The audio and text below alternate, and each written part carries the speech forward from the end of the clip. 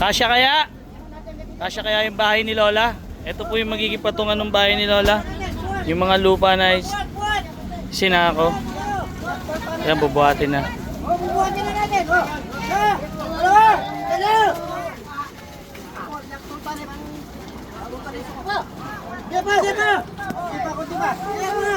Ang hirap dito ah. Oho.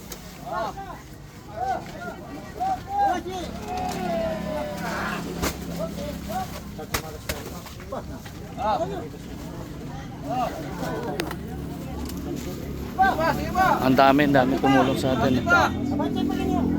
Abante pa. Saka talibigin na kayo ang lukay. Abante. Abante. Oy, oy. Ang dami nila. Tingnan nga natin sa harap kung anong gano'n ano. Oh, yan angat. Oy, oy, oy, oy, oy. Ebot, ang sabi natin eh. Ebot. Dito buhat.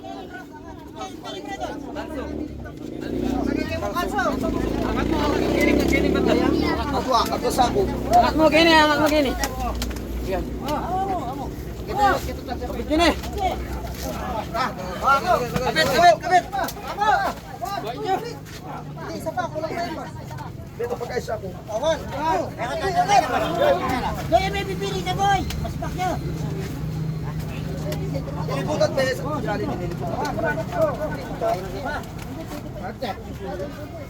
Yagat tayo, ligat. 1, 2, 3. Angat.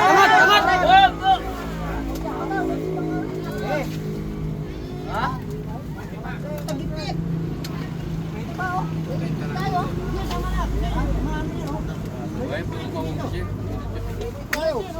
Tingnan, labas nga kayo doon. Tingnan natin yung itsura.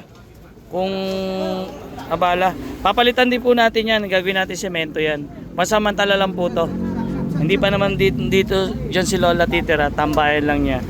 Si semento, gagawa tayo ng patungan yung semento. Ano kuya? Para maganda. Para mas matibay.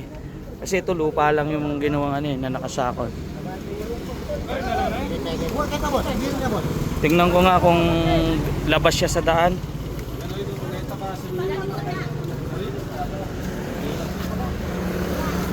Okay lang. Okay lang. Ang ganda oh. May negosyo na si Lola. Okay lang oh. Ayan, ito yung gilid eh.